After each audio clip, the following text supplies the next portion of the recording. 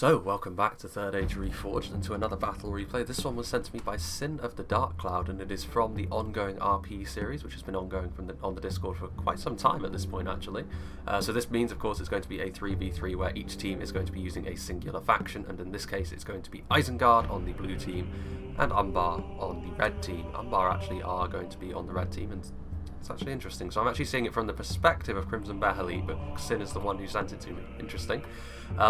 But obviously, as you can see, as far as an RP series goes, these two factions did not start in the geographical positions that they are actually in Middle-earth, because obviously it would be quite a trek for Umbar and Isengard to actually go to war with one another. You actually got to choose the position on the map you started, and I think actually Umbar started very close to where they would actually start in a lore-friendly scenario, whereas Isengard obviously started quite far away from where they would normally start. This is actually an interesting matchup though, because both of these two factions are evil factions, naturally. So both of them, that means, can go for a little bit more of a quantity-based approach. Obviously Umbar with their Corsair infantry and sort of their lower tier units of filthy Corsairs, but also Isengard with stuff like their URUK-HAI Raiders, Reavers, their Snaga, the lower tier Dunlanders as well. But both of them, unlike quite a lot of the other evil factions, are capable of fielding armies which have a lot of quality throughout them. Not in the same way that Mordor can, or even Angmar, where they have some very, very powerful elites, but you can't really build an army entirely around those elites, whereas with Isengard and Umbar, you can have a much more solid core, I think. So it's going to be an interesting bit of interplay here between these two factions. Obviously, both of them do have their strengths in certain areas, Umbar with a little bit more in terms of their infantry in particular. Isengard have got their wargs and obviously their crossbows as well, which are a big part of what they're all about. So we'll go through the army compositions and see what they have brought, because I'm actually quite interested to see whether they've gone for a quantity or quality focused approach. We'll start off with Crimson Behali, seeing as this is going to be a replay from his perspective, and naturally we're going to be seeing a lot of URUK-HAI pikemen. This is an area where Isengard can lay down a bit of an advantage. The Naru Sentinels, after all, you can only have one before the cost increases, and the Corsair pikemen, as much as I will sing their praises for being very cost effective if you can get them into melee, they are not going to be able to go toe to toe with the much more professional, much more heavily armoured URUK-HAI pikemen. And backing them up, we have the classic tag team here of the pikemen with the infantry, the URUK-HAI infantry, of course. Fairly expensive, for what they, well, I wouldn't say for what they offer. They are a good unit for the price. They aren't quite as good as something like the Castamir's Legion, which is where Umbar's infantry advantage could come into it. But they're not that far behind, honestly. And this is one of the areas where Isengard, if you do go for a quality heavy army, you can certainly go toe-to-toe with some of the Western Kingdoms of Men, even surpass them if you invest enough. So, not too surprised to see the URUK-HAI infantry there, because lower-tier Isengard units would run the risk of getting flattened by Umbar's elites. We also have the URUK-HAI crossbows again, completely unsurprising to see the trio of Isengard's most iconic units, because the crossbows, of course, particularly with the defensive terrain, shall we say, that Isengard have occupied here. They definitely have the terrain advantage. It's a very lumpy map, and Umbar are going to have to be fighting an uphill struggle all the way, so we'll see how good their infantry really is, I guess. In addition to some URUK-HAI archers. Now, this is an area where Isengard are not quite as strong as many of the other orcs. I mean, they are better than Angmar, but everyone's got better archers than Angmar. But Isengard, along with the Misty Mountains, certainly don't have the most options when it comes to their archer line. I mean, Mordor definitely can claim to have by far and away the best archers of all of the orc factions. We've also got some Nazkai. The Nazkai, of course, very, very potent when you get them into melee, very, very strong. Again, Umbar might not have an individual answer to the Nazkai, but obviously, as with every General's Bodyguard unit, the real problem with them is going to be the quantity of men in the unit. Got a lot of Dunlanding clansmen. This is a unit which can be very efficient in this situation. Not so long ago, we saw them get absolutely flattened in a preview at 0.97 by a Dwarven advance. The same could happen to them at the hands of Umbar's infantry, but you can see here that they are not on the front line. They are being used in a purely supporting role, presumably to defend the back lines against Umbar's cavalry, which, from an aggressive standpoint, Umbar's lancers could be very, very deadly indeed. And we've got some Snaga at the back as well, for much the same thing, I would imagine, although they could also be sort of scooted to the front, and they could start raining some javelins down on Umbar's heavily armoured legions. And up here we do have the Lurtz hunting pack as well, so of course Rangers. When you have a map position like this, Rangers could be just as lethal as they are in sieges, and of course the Isengard Ballista, as well as more Snaga actually. So Crimson Behali has got a lot of supporting units, as I've said before. Isengard do have a lot of very good supporting units. My main concern here would be, we've also got some champions to the White Hand over there in the backfield to assist in the zoning out of cavalry. Main concern here would be is if the front line falls apart, that's pretty much it for his army, you would imagine, purely because without that frontal screen, all of these archers, crossbows and javelins and the siege equipment is going to be very much exposed to any sort of Umbar advance. It's going to be a similar story, I think, here with Kuro. This time he has got his Dunlending clansmen out here in the front, perhaps hoping to coax the Umbar into using some of their arrows on them. If not, then they could just sort of scoot back behind the stakes. With the stakes there, it's very unlikely that Umbar are going to try a frontal cavalry charge up these hills into Isengard pikes and crossbows anyway. Kuro, of course, has both the archers and the crossbows here. We have some pikes, we have some infantry, we have another Isengard ballista, which both of these ballistae could be a real problem for Umbar, because I think they'll probably already be in range, actually, the Umbar forces. So Umbar are going to have to decide what they want to do quickly, because Isengard are going to force them into action, which is always good if you're going for a more defensive approach like it seems Isengard are going for.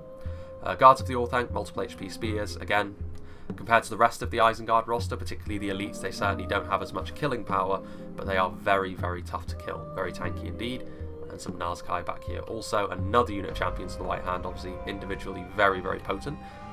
Based on the amount of cavalry that Isengard seems to have brought, I mean, you would say that Umbar are going to have to be on it with their cavalry game if they want to actually use them efficiently.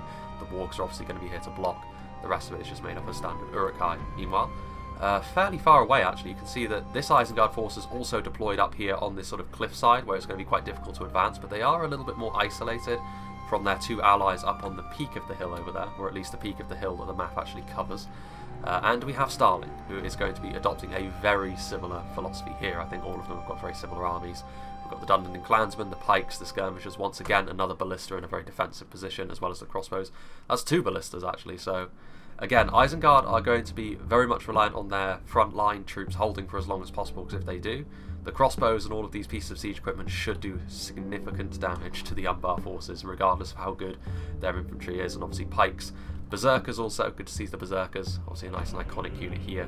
Not very much armour, but lots of damage. And also Dunlending clansmen here again. I'm not sure why they're down here. I mean, there's no real need to defend the stone wall, but we'll see. Meanwhile, we'll now hop across to the red team, starting off with the BMK Overlord of the Dark Cloud, who looks as though he and Starling are going to have a bit of a 1v1 here, and that is a very daunting look. From BMK's position, it's obviously quite a daunting position to see there, but he could also completely ignore Starling and instead try and aid his allies at the top of the hill there, so could be an interesting thing to watch out for as the battle goes on. Obviously some Corsair archers and savages, not the most heavily armoured, particularly the savages. They're going to find themselves in real trouble even against the lowly URUK-HAI archers. But unsurprising to see a bunch of Corsairs to sort of pad the army numbers out. They're going to need these disposable troops here, I think, Umbar, to get through the Isengard defences. But the Castamir's Legion are here also, which should afford them a bit of an infantry advantage as long as they don't engage pikes head on. We also have the Balagaya footmen over here, some spears, in addition to a cav force of warlords and the Númenórean lancers. The knights in particular could be very, very handy here. They do need to steer clear of those champions of the White Hand. The champions of the White Hand, of course, arguably the strongest anti-cavalry unit in the game, alongside the Melkor's Chosen. We have the Castamir's Legion, more Castamir's Legion, Corsair Savages, and then back here we also have some Balagaya footmen. Could have a few hidden units as well that we aren't seeing, but relatively standard. I mean, I'm not sure how he's going to do if he just charges Starling's position. We shall see. Here in the middle we have Sin himself. I think he is the faction leader for Umbar as well, so leading his men. We have the Corsair archers, again the Balagaya footmen, a lot of Corsairs. I mean, overall I would say Isengard probably have the quality advantage here, as well as certainly the positional one with that giant hill. But we'll see how Umbar's elites, but I think the Castamir's Legion are going to be very important here. They're going to have to act as the real anchor to this line. Without them, the Corsairs are going to flee and run from the field in droves. But we'll see. I mean, there's a lot of Castamir's Legion he's got. He's also got some good cavalry, the Númenórean lancers and the warlords. Considering the map being what it is, they're going to have to use the cavalry very wisely. They're going to have to try and keep it out of reach of those champions of the White Hand, as I've said. And then finally we have Engsvit, who again I imagine it's going to be quite similar. We have the Balagaya footmen, we have a lot of savages, a lot of AP, a lot of Corsair archers, again a full line of Castamir's Legion and Balagaya footmen, and then once again the Númenórean lancers and warlords. So yeah, it's pretty much the same army for all three of, I'm going to be just referring to as the attackers here, because they're going to have to be the attackers, I think, unless Isengard decides to do them the courtesy of charging downhill into the welcoming arms of all their axemen. But we'll see. Without further ado, let's begin. So, cavalry I think is going to be the key actually here for Umbar. They've got a lot of resources tied up in those 3 units of knights and those 3 units of lancers, but the problem is Isengard better equipped than most factions to zone out cavalry with their crossbows, with their javelins, with the champions of the White Hand and the wargs that they've got available to them. It's going to be difficult, I think, for Umbar to get the value from their cavalry that they would truly want.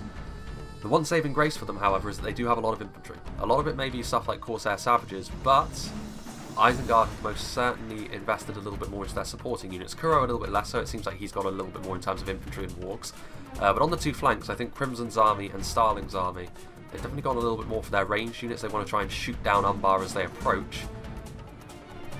We shall see. Meanwhile, over here you can see that the Isengard Ballista getting out in front. The terrain may help Umbar a little bit on the approach as well, because it is quite lumpy, so the Ballista might not be able to get clean shots like they would want. And seeing as the Ballista has shifted forward a little bit, Kuro in turn is also going to have to shift forward to make sure he can defend it. The Isengard Ballista can get friendly fire, so these URUK-HAI pikemen that are sort of dancing with death a little bit there by dancing around in front of their own piece of siege equipment. The Isengard Ballista is also here. He has a much better shot over here, Crimson, onto the approaching forces of Engsfits. All of it is in loose formation, however. Here we go. Ballista shots are coming in, not flaming ammunition, surprisingly enough. They are still going to get some decent kills, however, but you know, the Isengard Ballista's projectile is thick enough to the point where even loose formation, you're still going to take some fairly substantial losses unless you can close the gap quickly. Of course, there are archers coming in, so already you can see a mad dash to try and engage in melee before they take too much damage here from Umbar. And we will see just how good the Castamir's Legion are here. We'll also see how efficient the Corsair Savages can be. All of this AP could be very, very useful against the armoured URUK-HAI on the front line, but if they're unsupported, the low quality and low skill of the Corsairs will bite them. The Balagar footmen, you can see here the close range shots from the Isengard Ballista scything through the Umbar ranks. Over on the other side of the battle we can see that I think BMK is actually, looks as though he is just going to completely ignore Starling's defensive position, which is a wise move. Starling had a very nice defensive position there, and BMK would not have been able to take him on his own, so he's going to send his troops over to here, force Starling off his perch, and suddenly those two units of artillery might become a little bit more of a liability as he struggles to catch up with BMK's army. The Champions of the White Hand and the Wargs could still intercept BMK's army as they approach, however, and I think now actually is the time for a bit of half speed as this fight gets underway. We have the Corsair Savages here on the front line. Defeat is almost a certainty. They're fighting uphill, and a lower quality unit like the Corsair Savages is very likely to get tired very, very quickly.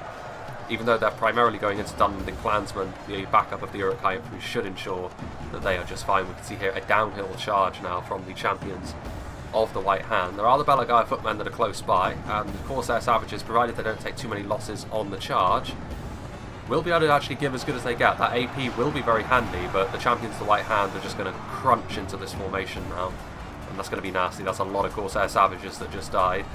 The Balagai footmen could try and squeeze them in here, but BMK's cavalry is now on station. Some Numenorian Lancers are over here, and a charge into a unit of standard Wargs, especially Warg skirmishers who are not melee focused, from something like the Knights, will yield some pretty nasty results on behalf of Umbar, so we shall see. You can see there that Starling's army is sort of slowly but surely trying to make its way over to reinforce his allies. His allies, however, so far are holding up very resolutely. You can see here the Corsair Savages already shaken, taking a lot of damage here on the front line from the Dunlending Clansmen of all things, having to charge her again. A lot of this is coming down to the missile support. URUK-HAI archers in this case are proving to be a very good choice. With all of these Corsair Savages around, cheap URUK-HAI archers are going to be efficient. Corsair archers are in the backfield. You can see over here there is a big rout from the Corsair Savages as well, delving too deeply and too greedily, the crossbows showering down upon them and forcing them to rout. So far so good, you would have to say, from an Isengard perspective. Their front lines have held up very, very well. It's going to be down to BMK, I think. He needs to get over here and help his allies. He needs to sort of get up and around, particularly this central army from Kuro, and start doing some damage here before Starling arrives, if possible, as well. Which again, all of this is easier said than done. Isengard definitely started off with a huge positional advantage. We shall see.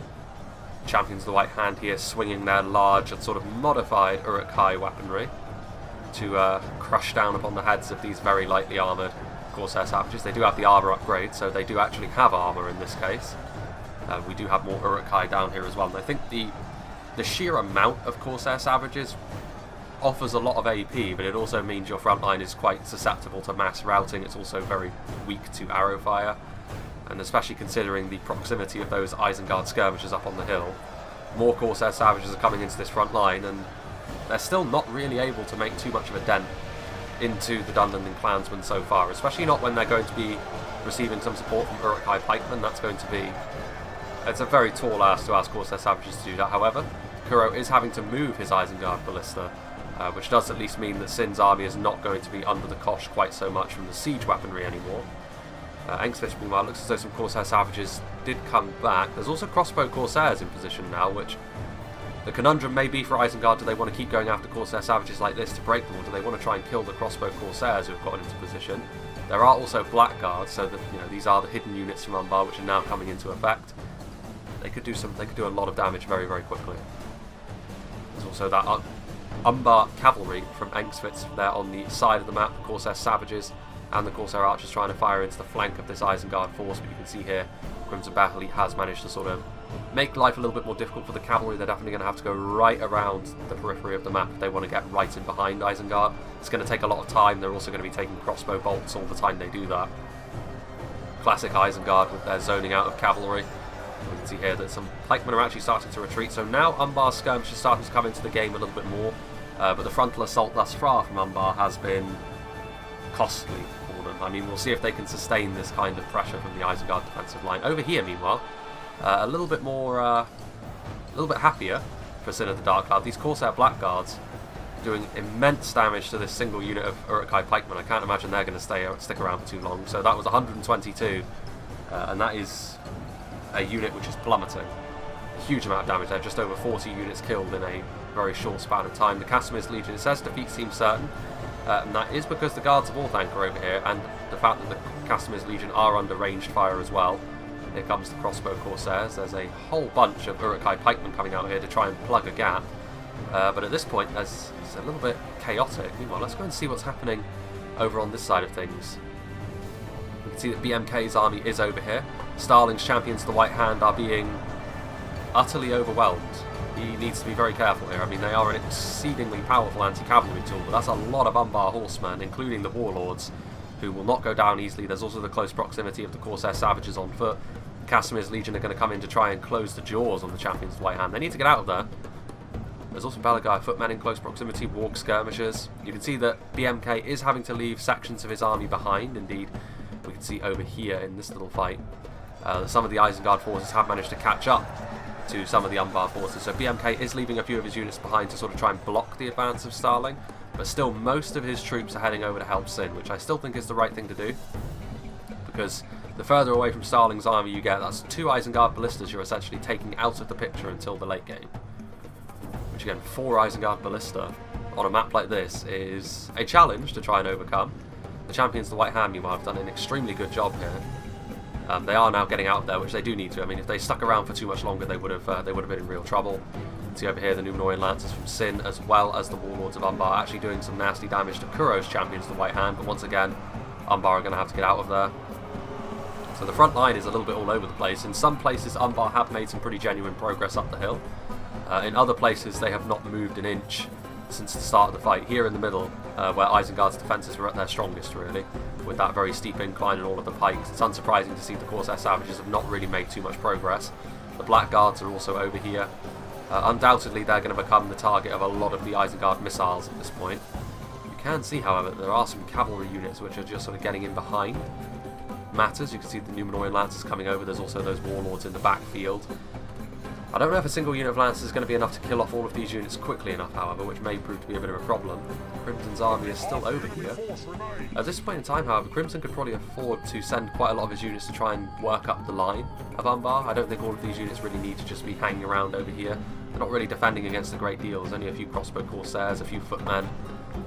A lot of your units could be going over to try and help Kuro and just sort of smash this central position from Umbar. You can see here, however, the Numenorean Lancers are now going to be occupying his thoughts as they charge into the Isengard skirmish line. See a very nice charge there. He's going to need to keep this up, however, because obviously they are in loose, which means you're only going to be able to kill so much of the unit at a time. And the close proximity of the crossbows and the javelins means that if you stay around for any length of time, you're going to be taking armor-piercing missiles. So we'll see how well that goes for Engsvitz as he continues to cycle charge in there. These URUK-HAI pikemen have chased Umbar quite a long way, and they're being made to pay for it now as they come under archer fire from the Corsairs. There's also crossbow Corsairs over here. Based on how the battlefield is looking, I would still give the advantage to Isengard, however. While they have buckled in some places, and while the cavalry is running around, Isengard, they're one of the better factions for zoning out cavalry, so they shouldn't be too concerned that these units of Lancers and Knights have breached their back lines. Umbar are sort of setting up on this hill over here, which is all well and good, but as soon as those ballistae get into position, they're going to have to retreat behind the hill. Here are the champions of the White Hand, the Warlords of Umbar as well. Enkspitz is going to charge into the Warg Skirmishers as well. Off the charge, the Warg Skirmishers are not going to enjoy this. Warg Skirmishers, of course, not even the melee Wargs. The Warlords of Umbar are still here, and you can see that this is the section of the map where Umbar have had the most joy. They've taken this sort of central ridgeline, but the problem is elsewhere things have not gone quite so well for them. The Isengard Ballista still firing away. What have we over here? We do have some champions of the White Hand from Crimson Battleague now being used offensively into the Corsair Savages. URUK-HAI infantry coming forward. This sort of expeditionary force that he had out on the flank, suddenly looking very, very exposed. Still, however... badly bloodied.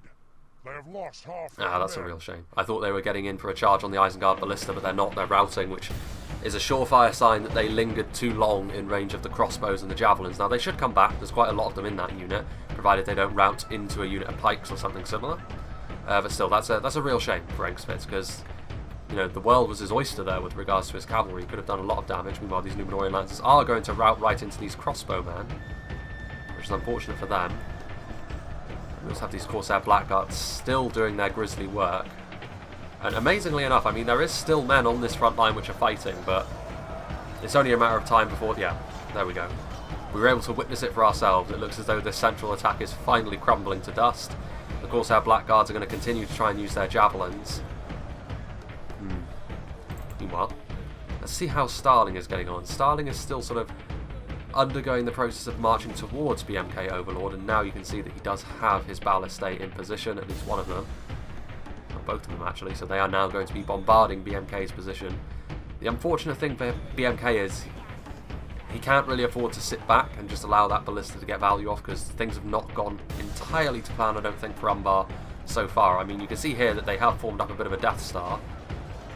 That, I think, can only be an Isengard general, which is a good catch if so. I mean, the guards of Orthanc were in here somewhere at some point in time, so... But this is a large amount of troops. I mean, a lot of BMK's Savages and Castamir's Legion are over here. They're being supported by some of Sin's units. And this huge mass now, of course, their Savages and Castamir's Legion could try and work up the line. The problem they may have is if they don't make up their minds quickly, they're going to find themselves caught between the advancing Starling and the victorious Kuro and Crimson. Well, over here, there are a few units of footmen in behind the lines attacking these URUK-HAI crossbows. That is a fight that the footmen will actually win. Here we can see the champions of the White Hand charging headlong into the Númenórean Lancers, exactly the sort of fight that they want to take. The Warg Skirmishers, however, looking very worse for wear after taking that charge from the Warlords. The Dunlending Clansmen are here in the backfield doing something. What have we here? There's still units of Blackguard over here, but they are now in melee. Admittedly, it's only up against the URUK-HAI archers, so the Corsair Blackguards will be able to easily slice their way through them. The Corsair Blackguards, no pushovers in melee. They're certainly not what you would consider to be an elite tier troop in melee, but still, not half bad. Meanwhile, these Balagai footmen, again, you can see that these large blocks of URUK-HAI pikemen still proving to be a bit of a sticking point for Umbar. Wherever they are, Isengard's front line is holding very, very firmly. Crimson Battleague still has a good amount of troops over here as well. Dunlending Clansmen also returning. This URUK-HAI infantry out here that was sent to sort of silence this very small force on the flank from Enkspitz. And they're going to be successful, even in the face of the AP. I mean, the Corsair archers are right here trying to give some support. But I don't think that's going to be too much of a problem for them. We may as well go up to 1 speed, actually, based on all of this. Snaga Skirmishers still firing their missiles. Cheap javelins, of course, can be very, very useful against armoured factions, such as Umbar. And yeah, Isengard are certainly going to be victorious on this flank. You know, they're looking a little bit worse for wear, I suppose, Isengard. Lert's Hunting Pack are over here. You can see that there are still individual units of these Warlords of Umbar rampaging all over the back lines, but for the most part, Isengard have not really taken any charges that I've seen anyway that have been too terminal. And also, there is still a relatively healthy Isengard army on the way forward, in the shape of Starlings. I say healthy, has obviously been engaged by archers, also there was a small melee engagement over there. But for the most part, BMK has certainly not been focusing on Starling's army, which means he is going to be bringing a fresh wave of URUK-HAI, so be punishing Klein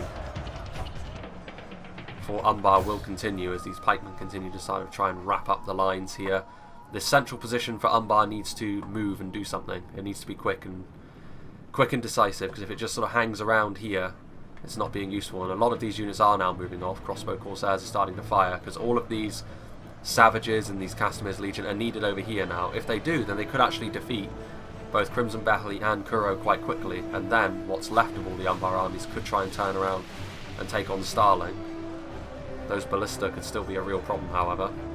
These Warlords of Umbar seeking shelter in and amongst their own units. The champions, the White Hand, at this point looking fairly depleted. Angsvitz's Númenórean Lancers did come back, but they're once again tangling with a unit they have no business tangling with, really. The Isengard Ballista trying to get into position. The Corsair Blackguards engaging the Lurtz Hunting Pack in melee. Now, the Lurtz Hunting Pack in melee are a pretty damn good unit. They can look after themselves, but that's a lot of Corsair Blackguards being backed up by Balagaya Footman. Castamir's Legion punching through the middle now as well. So actually here in the middle all of a sudden, Umbar starting to surge forwards. And that's surprising, because it didn't look like they had much left in the tank over there, but shows what I know. Númenórean Lancers, meanwhile, looking very depleted, but they do manage to get one final desperate charge off into the Snaga, and their final sacrifice will not be for nothing, killing off a few of those Javelins. There's still a strong point of these Warlords over here, both Sin and BMK combining the powers of their knights.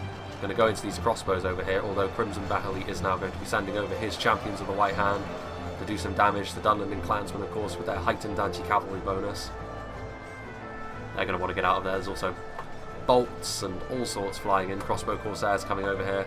And now you can see the surging forward of BMK's army starting to knock Isengard off their perch. And that is going to be an issue. I mean, Starling has been sort of trying to play catch-up with BMK's army basically this entire battle, as BMK has shifted over his thought. And again, I mean, looking at the position where Starling started, it was the obvious choice really for BMK to not engage him head on, because that was it. Would have been a hideous engagement for BMK to try and take on with the cliff there, with both ballistae. He was always going to try and shift his focus, and that may very well be the decision which ends up winning Umbar this game if this continues, because there's still a lot of Castamir's Legion here. There goes one of the Umbar generals, however. Ooh, in and amongst all of those Dunlending Clansmen, and I think that might have been Sin's general, based on the fact he only has 2 left. And also there is still a golden armoured fellow in BMK's general. So these champions, the White Hand, just trying to play search and destroy with the Warlords that are left, the Dunlending Clansmen in support, of course. All of Crimson's army now has shifted its perspective. I do wonder whether or not he could have done this a little bit sooner. But he is now basically going to have to try and hold the line against this horde of very angry Southmen, as Starling sort of tries to scramble to get over this hill, but his army's still lagging too far behind, I think. I mean, you can see here, he does have some of his pikemen coming in now, but there's still supporting units, important ones like the crossbows, a little bit too far away. And you can see there that also the ballistas. That ballista is actually in melee with something, isn't it? It is a very depleted unit of Corsair Savages. That's a very unfortunate loss here from Isengard. Very savvy from BMK Overlord. Perhaps a unit of Corsair Savages that return from routing. Essentially, he's going to deprive Starling of both of his ballistae, which at this point have been nothing but a drag on his entire army. Only half our force remains. And they're not even going to be able to use them in the late game. Without those 2 ballista, I think Umbar are going to have the infantry power to haul themselves over the line here. It was looking very dicey for them early on in this fight, but at this point in time, things are looking pretty rosy for them. The Nazkai are here in the middle from Crimson Behali, but they are just being... It's like that footage of that hornet being swarmed by all those bees. The Corsair Savages just coming in on a much bigger and scarier Nazkai, but sheer numbers here are going to be enough, you would think, to force these Isengard front lines to capitulate. You can see that Crimson Behali's army is trying to sort of come in to support, but individual units of Castamir's Legion are blocking the way of all of these units of URUK-HAI. These Snaga are trying to also do their bit with their javelins, but you can see here that these Castamir's Legion, they've managed to get into the cookie jar now. Both Snaga skirmishers and Corsair crossbows, URUK-HAI crossbows are theirs for the taking, and needless to say, the Castamir's Legion are barely going to break a sweat killing units like this. They have lost half their men. More of BMK's Castamir's Legion. Dunlending Clansmen are going to come over to block them. They were going for the Snaga skirmishers, which is completely understandable. But the Dunlending clansmen are not going to be able to block them forever. They might have been going for the ballista as well, actually. So that might be the final Isengard ballista, which just won't be able to get out of that mess in time. Look at all those Corsair savages. Defeat still seems certain. I mean, it goes to show how powerful the Nazkai really are. To be fair, most of the forces they're facing are from the front. As soon as they get fully surrounded, the Nazkai will probably start to fall apart pretty quickly. Here you can see the Corsair Blackguards in the backfield, preventing Starling from really managing to wrap up the line. You can see these URUK-HAI Berserkers charging in, but they have just been under missile fire this whole time, pretty much. Balagai footmen from BMK, yeah, I think Isengard have got this, to be honest with you. I mean, you can see here these Corsair archers, once again, just a rearguard action from BMK. Just trying to stall all of Starling's reinforcements for as long as possible, and these Corsairs caught up on a unit of trash, basically. Of course they're going to win this, the URUK-HAI Pikes, but are they going to win it in time? Crossbow Corsairs are actually routing. The Nazkai from Starling now coming in, however. A unit that BMK would very much have liked to stall for as long as possible. He is now doing so, however. He's got some Corsair Savages in there. He's also tuning his Crossbow Corsairs to try and fire at them. The Nazkai, perhaps they can be Isengard's saving grace as Starling arrives on the scene. Can he be the hero that his team needs? Because Kuro and Crimson have got very little of their armies left at this point, you would say. The Isengard Ballista is still here, but they are fighting in melee with some warlords of Umbar. These Dunlending clansmen, it says victory is a distinct possibility. That has to be because of the supporting fire from the Snaga. There's also some URUK-HAI infantry over here trying to do what they can as well. Here are the Nazkai. I mean, at this point, this could be where Umbar also come unstuck. The staying power of all these Corsair Savages is questionable at best, and overall, that may be what does them in. There's still a lot of Crossbow Corsairs around. A lot of Crossbow Corsairs. With the amount of Crossbow Corsairs they've got, they probably have the crossbow advantage against Isengard of all people, which is crazy to think. But even when all of these Corsair Savages, which it looks as though they are going to all be broken off, Isengard will then have to last samurai their way towards very disparate units of crossbows. They're going to have to hope that the crossbows run out of ammo, I think. This is crazy. Let's have a look at the percentage of kills. I mean, Isengard are ahead still. And a lot of those Umbar forces are wrapped up in their skirmishers, so I think it is going to come down to whether or not those crossbows can do the business, because when Starling finally did arrive, when he managed to sort of get over all the annoyances that BMK placed in his way, this assault finally was ended. I don't know, I mean, it's going to come down to whether or not Umbar can keep enough of these crossbow Corsairs safe to keep shooting. The Corsair Blackguards are going to come into melee with the Dunlending clansmen, block their advance, but the Nazkai are also here. I mean, in melee, Umbar have got nothing that can deal with the Nazkai. I think even if you just take their roster as a whole, the Nazkai is something which they don't really have an equivalent to. But certainly not on the field anymore, with the loss of the Castamir's Legion, the unit which could probably hold them in place for the longest, and even then, not as long as you would need. They are going after the Nazkai. That unit of Nazkai is almost gone. Kuros. There goes the general. I think that was the Umbar general who you saw just sort of fly off his horse and then go off screen. What have we got up here? URUK-HAI infantry coming in. The final vestiges of these Castamir's Legion on the hilltop being dealt with.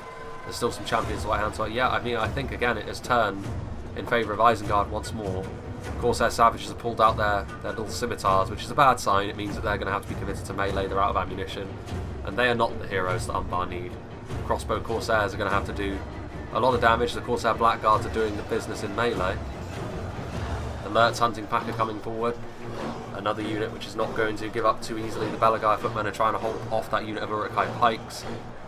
The staying power of the Corsair Savages, I'm going to say Crossbow Savages then, have kind of let Umbar down here, because that was a pretty decent assault, all things considered. It was a very daunting task to go up that hill into 4 units of Isengard artillery, all of those crossbows, all of those archers, especially seeing as the army was made up primarily of Corsairs. And they almost made it work, but I don't think it's going to be enough. I don't think the Crossbow Corsairs are going to have enough ammunition. I don't think they're going to have the ability to see themselves over the line here. Umbar. Isengard, I think, have just got too much in the way of infantry quality at this point. The Lurtz hunting back coming forward to try and deal with the crossbows that still have ammunition. A unit of crossbows that is out of ammunition is sort of blocking their way. They do take a volley to the face there, routing footmen, and then there's that depleted unit of pikes at this point. They had to mulch their way through a bunch of rearguard units to get here, but they are now finally here. Charging in and then engaging phalanx mode. There go the crossbow corsairs routing off. Another volley coming in, but it's not going to be enough. Here we can see the Blackguards. Victory is a distinct possibility still. The Nazkai are here. 11 Nazkai should be enough to clean up 24 Blackguard though, and there's still all of those crossbows and javelins up on the hill. Snarga's still routing off, yeah. I think Umbar, it was a valiant effort, and for a while in the middle there it looked like they were going to be successful. That swarm of Corsair Savages and Castamir's Legion taking the hilltop. But Starling did arrive on time in the end, which is good. Even after he lost both of his ballista as well, so he deserves a lot of credit. That's a lot of his army's value tied up in those two units, and he basically lost them when they didn't really do an awful lot. And yeah, these crossbow corsairs at this point, I'd be shocked if they didn't rout in the face of the Lurtz hunting pact. And they are wavering. There's no sense in retreating them now. I mean, there is another unit over here, but here we can see the champions of the White Hand. That is a huge amount of Discord beeps. I imagine someone's spamming me with something. We shall see what that is in just a moment, after the replay is done. Meanwhile, yeah, I mean, at this point it is game over at the very least. At least we're not going to have to suffer the Discord beeps right in the heart of the game itself. Isengard now just scouring Umbar from the field, chasing them down off the hill, and Isengard will be successful. So based on the setups, I would imagine that Isengard were the defenders here, so they're going to be able to hold on to a region, send Umbar scurrying back to their already conquered region. So well played to Isengard. It's a bit of an offset to the 0.97, showing where the dwarves managed to kill them off quite comprehensively. This shows Isengard when they're able to do exactly what they want. They've got a very solid front line, and the supporting units they're able to put around that front line can make them very difficult to break down, especially when you've got terrain like this, obviously with the Isengard ballista. But even so, even if this was a fully flat map, the tactics that Isengard used were solid and sound. Umbar, on the other hand, so close and yet so far. If we have a look at the percentages, obviously, yeah, it's very close.